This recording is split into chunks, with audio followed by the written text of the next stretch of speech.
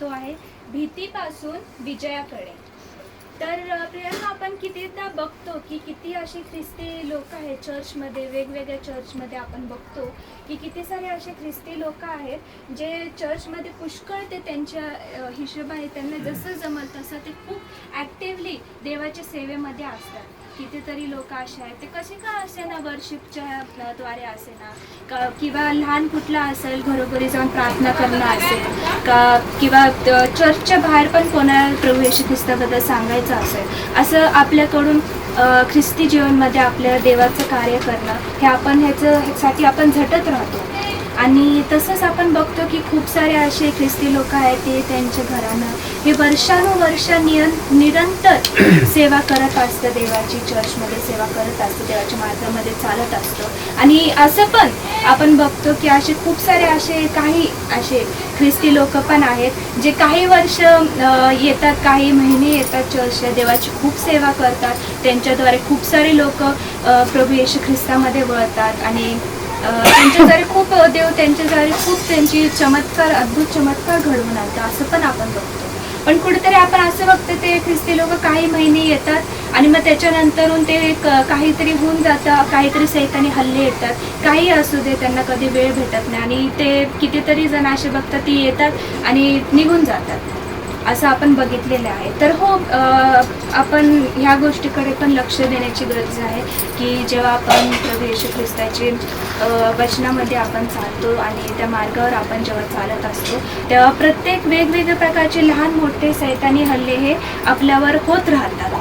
आणि आपण खूप सारे असे ख्रिस्ती लोक पण बघितले आहेत ते येशूच्या नावामध्ये ते अटर असे उभे राहिलेले आहेत आणि प्रत्येक सैतानी हल्ल्याचं ते सामोरे गेलेले आहे देवाच्या मदतीने.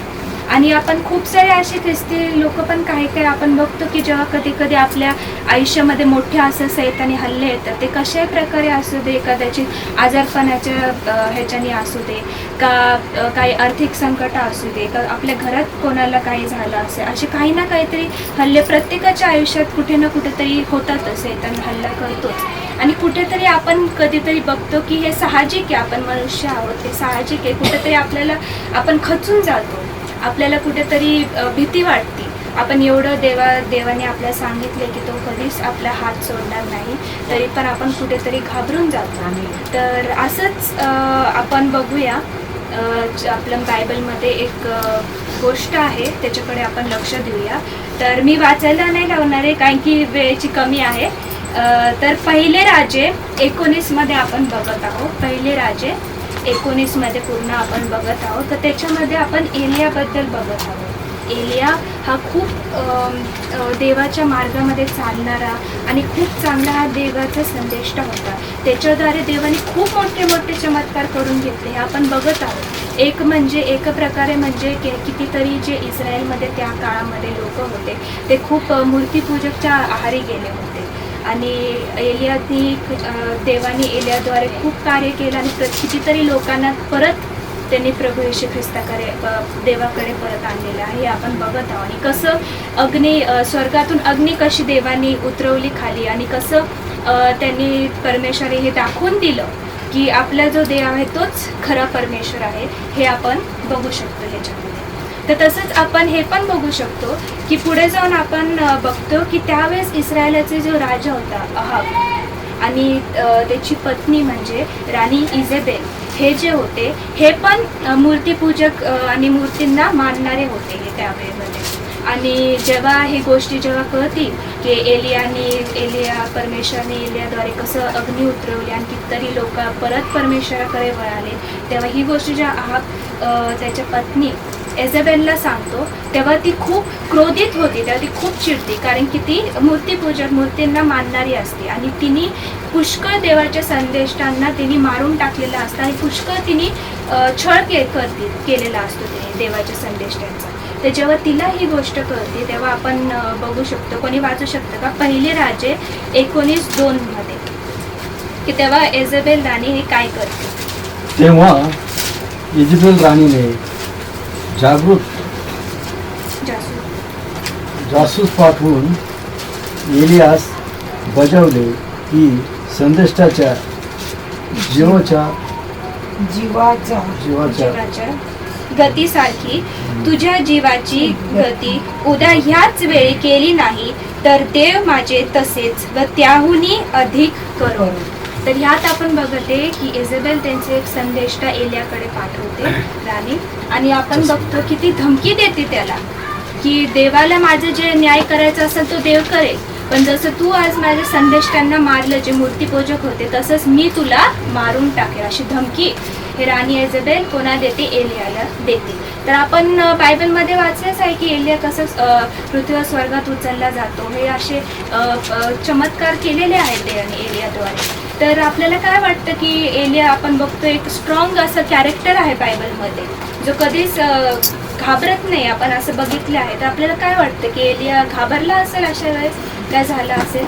तर ह्या वेळेस उलट खरं तर एलिया घाबरतो आणि तो पळून डोंगरावर एक झाडाखाली बसून रडत बसतो आणि तो देवाला म्हणतो की हे देवा, अजून आता माझ्याकडून अजून हे काय होत नाही, आता तू माझा जीव घेऊन टाक, असं तो म्हणतो देवाला की तो अजून माझ्याकडून हे होत नाही देवा, आता तू माझा जीव घेऊन टाक. तर तो डिप्रेशनमध्ये जातो, म्हणजे ह्याला काय म्हणतं, डिप्रेशनमध्ये जातो की त्याला हे सेवा त्यांनी एवढे देवांनी एवढे चमत्कार केले, त्यांनी बघितले, लोक त्याच्याद्वारे किती परमेश्वराकडे वळले, हे सगळं होऊन पण तो घाबरला का? कारण की तो आपल्यासारखा सामान्य मनुष्य होता. तसंच आपण चर्चमध्ये पण बघतो, हे खूप महत्त्वाचं आहे. आपण चर्चमध्ये किती सारे ख्रिस्ती लोकांना बघतो जे एकदम सुरुवातीला एकदम ॲक्टिवली प्रभू येशू ख्रिस्ताची सेवा करतात ते, आणि प्रत्येक जागोजागी ते जातात आणि प्रार्थनेला जातात, ते वेगवेगळ्या ठिकाणी जातात, त्यांना जसं जमल जसं ते झटतात ते प्रभूसाठी. तर आपण बघतो आणि त्यांच्यामध्ये पण कधी कधी आपण बघतो की त्यांच्या आयुष्यामध्ये काही ना काही प्रकारचे सैतानी हल्ले येतात, कुठेतरी आपण पण खचून जातो. आपण एलियासारखंच इथं जसं एलियाला पण दाखवले तसं आपण पण कुठेतरी खचून जातो आणि आपण पण कुठेतरी घाबरून जातो. आपल्याला वचनं माहिती असतात की परमेश्वर आपल्या सोबत आहे, माहिती असते, एलियाला पण ते गोष्ट माहिती होतं, पण तरी कुठेतरी जे आपल्याला भीती वाटते सैतानी हल्ल्याचं, कुठेतरी आपल्या ते सैतानीचा हल्ला तो देवापेक्षा कुठेतरी मोठा वाटायला लागतो कधीतरी. तर ह्यात आपण आता बघू की जेव्हा एलिया परमेश्वराला असं म्हणतो तेव्हा परमेश्वर काय करतो, तर परमेश्वर त्याचा देवदूत खाली पाठवतो आणि त्याला खायला तो थोडं पाणी आणि ब्रेड भाकर असं तो दोनदा असं तो देतो आणि त्याला म्हणतो धर हे खा, कारण येणारा प्रवास तुझ्यासाठी खूप मोठा आहे. तर ह्यात आपल्याला काय शिकायला भेटतं की परमेश्वर कितीही संकट असू दे, किती एलिया तुला काय म्हणाला परमेश्वर की मला हे नाही करायचं. आता आपण कित्येकदा म्हणतो की काय करायचं, किती हल्ले येतात सैतानी हल्ले, काय करायचं देवाची सेवा करून, त्यापेक्षा चर्चला जायचं, प्रार्थना करायची, घरी यायचं. कितीतरी लोक असे करतात, आपण बघत आहोत. तसंच विचार एलियाच्या पण मनामध्ये की अजून नाही होत, तू माझा जीव घेऊन टाक, यापर्यंत तो म्हणाला. तरी परमेश्वराने त्याला चिटकारला का, त्याला म्हणाला का की नाही असं नाही, हे चुकीचं नाही. तर परमेश्वराने त्याचं साथ कधीच सोडला नाही. परमेश्वराने त्याला काय पुरवठा केला. हो, आपला परमेश्वरचा आहे, तर आपला पुरवठा करणारा आणि आपली काळजी घेणारा तो परमेश्वर आहे. तर कधीच आपला साथ जर सोडतच नाही तर आपल्याला तो पुरवठा पण करतो. अशा वेळेस नेमकी जेव्हा आपल्याला अडथळणं येतं, जेव्हा आपल्याला स्वतःला वाटतं की परमेश्वर काय जास्त करू शकतो, नाही करू शकत, कसं होईल, लोक म्हणतात असं आपण बघतो, तरी पण परमेश्वर कधी आपल्याला सोडतो का? कधीच नाही सोडत. हे आपल्याला इथं दिसून येत आहे. तर आता आपण पुढे बघूया. आता पुढे आपण दुसऱ्या राज्यामध्ये जाऊया. दुसरे राजे 9, हे पण घरी जाऊनच वाचा कारण की वेळेची जरा कमतरता आहे. दुसरे राजे 9 मध्ये आपण बघूया की पुढे जाऊन परमेश्वर जो आहे तो एलियाचं जे कार्य आहे, जे त्याची कॉलिंग आहे, त्याचं पुढे नेमणूक अलिशाची करतो. तर त्याचं जे कार्य आहे ते परमेश्वराचं जे प्लॅन होता ते पुढे घेऊन जायचं, तो अलिशाची नेमणूक अशी करतो. आणि तेच पुढे बघितलं गेलं तर अलिशा त्याच्या एका शिष्याला पाठवून एक मिलिटरी कमांडर आहे, त्याचं नाव आहे येहू म्हणून आहे, मिलिटरी कमांडर. आणि हे मिलिटरी कोणाच्या हाताखाली, अहाब राजाच्या इथं काम करणारे मिलिटरी कमांडर. तर हाच अलिशा, एलियाचा पुढे अलिशाचा शिष्य जातो आणि पुढे येहूचे परमेश्वर नेमणूक करतो की परमेश्वर म्हणतो त्याला येहूला, तो शिष्य म्हणतो की परमेश्वराने तुझं इस्रायलाचा राजा म्हणून नेमणूक केलेली आहे, इस्रायलाचा राजा म्हणून नेमणूक केलेली आहे. आणि आपण हेच बघत आहोत की आता एवढं सगळं झालं, एलिया घाबरला, रडला, तरी इथं मूर्तीपूजकचं जे करणं आहे राजा राणी एजेबेल, हे अजूनही जिवंत आहे आणि त्यांचं कार्य तरी चालूच आहे. हे आपण बघू शकतो. शेवटी आपण किती घाबरलो तरी सैतान आणि त्याची कुयुक्त्या ते चालूच असतात, ते कधी थांबत नाही. तर आपण इथं तेच बघू शकतो की इथं एवढं नेमणुका वगैरे झालेल्या आहेत, तरी पण सैतानाचं हे कार्य चालूच आहे. तर त्याच्यासाठी परमेश्वर येहूची नेमणूक करतो की तुला इस्रायलाचा राजा मी बनवलेला आहे आणि तुला जे पण अहाबाचे जे घराणं आहे त्यांचं तुला वध करायचं आहे. ही अशी नेमणूक परमेश्वर करतो येहूची.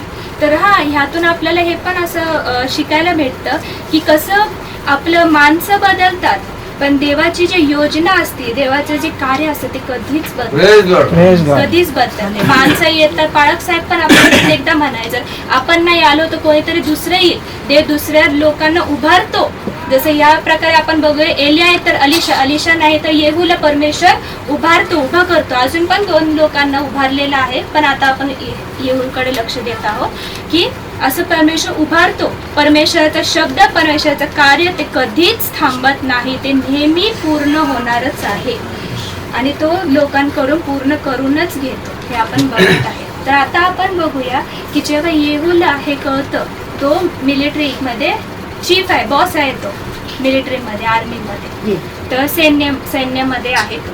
तर आपण जेव्हा बघतो तेव्हा येहू काय करतो, तर कदाचित त्याच्या मनात पण असा विचार येऊ शकतो ना प्रियांनो की अरे एवढा मोठा संदेशा चांगला देवाचा एलिया म्हणून, त्यालाच जर ही गोष्टी जमल्या नाही, एजेबेलचा तो घाबरून पळून गेला, मी तर देवामध्ये एवढा आहे पण नाही, मी तर काय देवाचा संदेष्ट पण नाही आहे, मी आपलं राजाच्या हाताखाली काम करत आहे आणि मलाच त्यांचा वध करायचा आहे, लोकांना फक्त आणायचं नाही बोलला तो, तर त्याचा वध करायचा आहे, त्या प्रत्येक घराण्याचं वध करायचं आहे. तर असे विचार येऊ शकतात. कधी कधी आपण पण देवाची सेवा वगैरे करतो, आपल्या पण कधी कधी जर कोणी आपल्याला सांगितलं चर्चमध्ये एखादं कार्य करायला, आपल्या पण मनात विचार येतो की अरे ह्यालाच जमलं नाही, मला कसं काय जमल, मी एवढा विश्वासात वाढलं पण नाही, कसं काय जमल, मला कसं काय जमल, असं विचार येऊ शकतं. सैतान आणतो आपल्या, सैतानाचं ते काम आहे, तो हल्ले कशा ना कशा प्रकारे करलच की देवाचं कार्य थांबायला. पण देवाचं कार्य कधीच थांबत नाही. लोक बदलतात पण देव आपला नाही बदलणार असं आहे. तर तसेच आपण बघतो की उलट ह्या वेळेस येहू मी काय करतो, तर ज्या क्षणी एलियाचा शिष्य येऊन त्याला ही गोष्ट सांगतो की तुला इस्रायलच्या राजाची नेमणूक केलेली आहे, तुला जाऊन एजेबेलचा आणि त्यांचं पूर्ण घराण्याचा वध करायचं, त्या क्षणी तो त्याचं धनुष्य घेऊन घोड्यावर बसतो आणि तो निघून पडतो पुढे. म्हणजे तो दुसरा तिसरा कशाचा विचार करतो का नाही, तो जातो, घोड्यावर बसतो, धनुष्य घेतो आणि निघून पडतो पुढे. आणि आपण पुढे बघतो की आधी तो अहाबाचा जो पुत्र आहे योराम, याचा तो बाण मारून त्याचा वध करतो. तेव्हा पण बायबलमध्ये लिहिलं आहे की 3दा लोक आले आहेत त्या थांबायला की तू का आलाय, सगळं ठीक आहे का, पण तो त्याच्याशी जास्त त्यांच्याशी वार्तालाप वगैरे करत नाही. त्याला माहिती आहे देवाने आपल्याला एक काम सोपवलं आहे, तो एकच काम तो पूर्ण करला. तो कोणाशी काय बोलला नाही, त्यांनी काय विचार केला नाही, तो बसला घोड्यावर, त्यांनी त्याचं धनुष्य घेतलं आणि तो निघून पडला. कोणी काही बोलू दे, तो गेला आणि त्यांनी काम पूर्ण केलं. त्यांनी योराम ह्याचं वध केला आणि पुढे जाऊन तो राणी एजेबेलकडे गेला आणि राणी एजेबेल तिथं वरती बसली होती. तिच्या शिष्यांना सांगितलं तिला खिडकीतून खाली फेकून द्या तुम्ही. तिचे जे असतात ते सेवक ते तिला खिडकीतून खाली फेकतात, त्याचा जो घोडा आहे ते तिला ठेचतात आणि कुत्रे तिचे मांस खातात. तर इथं आपण बघतो की ही प्रॉफेसी आधीच एलियाने केलेली असते. देवाने आधीच एलियाद्वारे ही प्रॉफेसी देवाने आधीच केलेली आणि ती आपण इथं पूर्ण होताना बघत आहोत. कसं आपण बघतोय की देवाचे जे कार्य आहे ते कसं वेगवेगळ्या लोकांपर्यंत कसे का असेल पण देव नेहमी तो पूर्ण करतो, हे आपल्याला बघायला दिसते. तर आता ह्यातून आता आपण हे शिका, आता बघा आपण हे आता जे बोलले त्यावर आपल्याला बघायला भेटतं की राणी एजेबेल आपण बघत आहोत, जिने खूप सारे देवाचे जे परमेश्वराचे सेवक आहेत त्याचं तिने खून केलं, त्यांनी मारून टाकले आहे. तीच राणी जिला कोणी हात पण लावू शकत नव्हतं, जी मूर्तीपूजकमध्ये होती, प्रत्येक लोकांनी इस्रायलचे लोक आहेत त्यांनी भरकटलं होतं देवापासून, तीच राणी असं सहजच ती मरण पावली. येहूला तिच्याकडे वर जाण्याची पण गरज पडली नाही. तिला ते सेवकांनीच खाली फेकलं आणि घोड्यांनी तिला तुडवलं आणि कुत्र्यांनी मांस खाल्ला. तर आपण कधी कधी आपल्याला हे शिकायला भेटतं की कधी कधी जेव्हा आपल्या सैतानी हल्ले येतात, सैतान आपल्याला घाबरायचा प्रयत्न करतो. आता इजेबेलच्या खरंमध्ये जर देवापुढे जर ती पॉवरफुल असती ना, तर ती अशी एवढ्या सहज मरण नसती पावली. ह्यावरूनच आपल्या कळतं आपलं परमेश्वर प्रत्येक सैतानी हल्ल्यापासून, प्रत्येक देवाचं सैतानाचे जे पण माणूस आहे त्याच्यापेक्षा किती श्रेष्ठ आहे. देवाचं किती श्रेष्ठ आहे. ती सहज मरण पावते, सहज मरण पावते ती. आपल्याला हे दिसायला भेटतं. तर तसंच आपण पण आपल्या पण आयुष्यामध्ये जशी सैतानी हल्ले आहेत आपण घाबरतो, पण आपल्याला ही गोष्ट लक्षात ठेवायची आहे की परमेश्वर येशू ख्रिस्ताच्या नावामध्ये कुठलंही सैतानी हल्लं कधीच आपल्याला त्रास नाही देऊ शकत. हे आपल्याला लक्षात ठेवायचे गरज आहे. कधी कधी आपल्याला वाटतं ते खूप मोठं आहे, की खूप आपल्याला ते कधी कधी परमेश्वरापेक्षा पण ते आपल्याला मोठं वाटतं. पण येशूच्या नावापुढे कुठल्याही सैतानाची कुयुक्ती, कुठले आजारपण, कुठले आर्थिक संकट, कुठलंही काही असू दे प्रॉब्लेम, ती मोठं नाही आहे. तर हेच आपल्याला बघायला भेटतं. तर तसंच आपण इथं बघूया की लूक 10:19 मध्ये आपण बघत आहोत. पहा, मी तुम्हाला साप आणि विंचू यांना तुडविण्याचा व शत्रूच्या सर्व शक्तीवरचा अधिकार दिला आहे. तुम्हाला काही एक बाधणार नाही. हे आपल्याला लक्षात ठेवायची गरज आहे की आपल्याला उलट अशा वेळेस आपण आपल्या ताकदीवर, आपल्या बळावर निर्भर न राहता तर आपल्याला परमेश्वराकडे मागायला पाहिजे की तू मला ताकद दे, तू मला बळ दे आणि तू मला शिकव की तू येहूसारखं मी कसं फोकस करू शकतो. की कुठेही कितीही सैतानी हल्ले असेल, किती लोकांना म्हणू दे, किती डॉक्टरांना म्हणू दे की काही खरं नाही, रिपोर्ट्स बघा, कोणी काय कर, कितीही प्रेयर करा, काही खरं नाही, तरी आपल्याला देवाकडे प्रार्थना करायची की हे सैतानी हल्ल्याच्या सामोरे जाण्यासाठी तू मला ताकद दे आणि तू मला शिकव की मी कसं कितीही सैतानी हल्ले आले असेल की मी तुझ्याकडेच डोळे लावू शकतो. जेव्हा आपण हे आपल्याला ही गोष्ट समजती की कितीही काही असू दे, कितीही काही असू दे, मी देवाचं सेवा करणार, किती काय असू दे, तर प्रभू येशू ख्रिस्ताचं नाव हे प्रत्येक आजारपणापासून, प्रत्येक अडचणीपासून श्रेष्ठ आणि मोठा असणार. तो वधस्तंभावर गेला, प्रत्येक गोष्टीवर त्यांनी विजय पाळलेला आहे, मरणावर पण विजय पाळलेला आहे. हे आपल्याला लक्षात ठेवायची गरज आहे. आणि आपल्यावर निर्भर न राहता, आपल्या विचारांवर, आपल्या भावनांवर निर्भर न राहता, आपल्या भीतीवर लक्ष न देता परमेश्वराकडून आपल्याला ते बळ आणि करेज, आपल्याला धीर देण्याची ते ताकद आपल्याला मागायला हवी. जेव्हा आपण ते मागतो तेव्हाच खरं मध्ये आपण परमेश्वराच्या मार्गावर ते चालू शकतो. कारण की आपल्या बळावर होणारं काम नाहीये. आपण परमेश्वराच्या मार्गावर, आपल्या बळावर, आपल्या विचारावर नाही चालू शकत. त्याच्यासाठी आपल्याला त्याचे दिलेले बळ आणि ज्ञान आणि बुद्धीचीच गरज आहे. आपल्याला फक्त येहूने जसं दुसरं तिकडे विचार न करता तो सरळ जो गेला वध करायला, तसंच आपले इकडे तिकडे विचार न करता येशूच्या नावाने फक्त देवाकडे लक्ष देऊन प्रत्येक आपण सैतानी हल्ल्याला आपण तुडवू शकतो असं आपल्याला बघू शकतो. आणि तसंच आपण बघते की येहूच्या हातामध्ये काय होतं, तर धनुष्य होतं. तर आपल्या हातामध्ये येहूच्या हातामध्ये धनुष्य होतं. तर आजच्या काळामध्ये आपल्या हातामध्ये धनुष्य आणि आपली तलवार ते आहे येशू आणि हे परमेश्वराचं वचन हे आहे. तर आपण वचनामध्येच बघत आहोत. इफिस 6:16-17 मध्ये आपण बघत आहोत. विश्वासाची ढाल आणि आत्म्याची तलवार घ्या, जे देवाचे वचन आहे. देवाचे वचन आणि प्रभू येशू ख्रिस्ताचे नाव हे प्रत्येक गोष्ट आणि प्रत्येक सैतानाच्या हल्ल्यान कुयुक्ताला नाश देऊ शकतं आणि आपण त्याच्या सामोरे जाऊ शकतो. हे आपल्याला लक्षात द्यायची गरज आहे. आणि तसंच आपण 2 तिमोथी 1:7 मध्ये बघत आहोत. देवाने आपल्याला भीतीचा आत्मा दिला नाही, पण सामर्थ्याचा, प्रेमाचा आणि संयमाचा आत्मा दिलेला आहे. तर जेव्हा असे अडखळणे येतात तेव्हा पाकसाहेब पण म्हणतात की जेव्हा असे अडखळणं आपल्यावर येतात तेव्हाच आपल्याला समजायचं की पुढे जाऊन खूप आपल्याला आशीर्वाद भेटणार आहे, मोठा आशीर्वाद भेटणार आहे. म्हणून आपल्याला आपल्या बळावर विचारावर निर्भर न राहता तर परमेश्वरावर निर्भर राहण्याची गरज आहे. तेव्हाच जाऊन आपले जे पण सैतानी हल्ले आणि संकट असतात तेच पुढे जाऊन ते साक्ष निर्माण होते. आपल्याला जर साक्ष द्यायची असेल तर आपल्या आयुष्यात जेवढे पण जितकेही मोठे प्रॉब्लेम असेल, कितीही कोणाला म्हणू दे काही होणार नाही, तुमचं काही शक्य नाहीये, अशाच आपण देवाकडे फक्त डोळे लावून येशूच्या नावामध्ये प्रार्थना करून आपण प्रत्येक संकटावर, हल्ल्यावर आपण विजय मिळवू शकतो.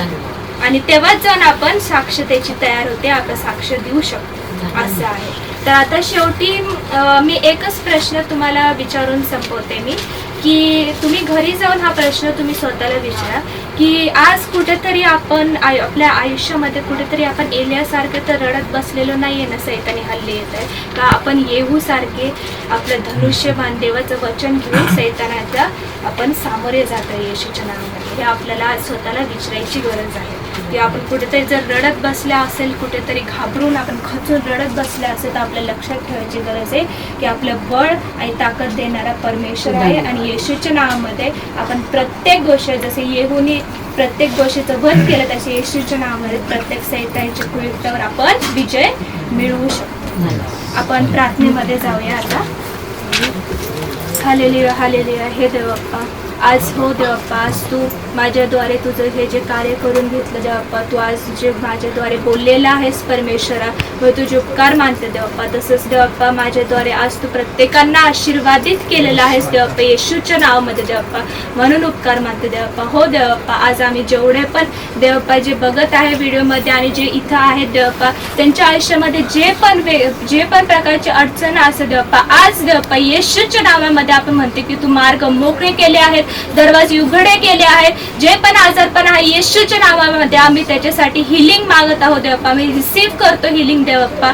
आणि प्रत्येक अडचण, प्रत्येक प्रकारची डायबिटीज, बीपी, हार्टचे जे काही प्रॉब्लेम असेल येशूच्या नावामध्ये आम्ही त्याच्यासाठी आम्ही देवप्पा हिलिंग आम्ही रिसीव्ह करतो देवप्पा. जे पण मार्ग दरवाजे आम्हाला वाटत आहे बंद केलेले आहे ते येशूच्या नावामध्ये आम्ही उघडतो देवप्पा. आज देवप्पा प्रत्येक मेंबरसाठी, प्रत्येक जण जे ऐकत आहे प्रत्येकासाठी देवप्पा तू मार्ग उघडे केलेले आहे, दरवाजे उघडे केले आहेत येशूच्या नावामध्ये. आम्ही विश्वास ठेवतो देवप्पा. आणि आज परत गेल्यानं देवप्पा लोक अजून जास्त तुझ्यामध्ये देवप्पा ताकद, त्यांना बळ मिळालेले आहे आणि ते परत जाऊन आशीर्वादित झालेले आहे देवप्पा, असे आम्ही विश्वास ठेवतो देवप्पा. येशूच्या गोड आणि प्रिय नावाने मागतो म्हणून तो ऐक. आमेन.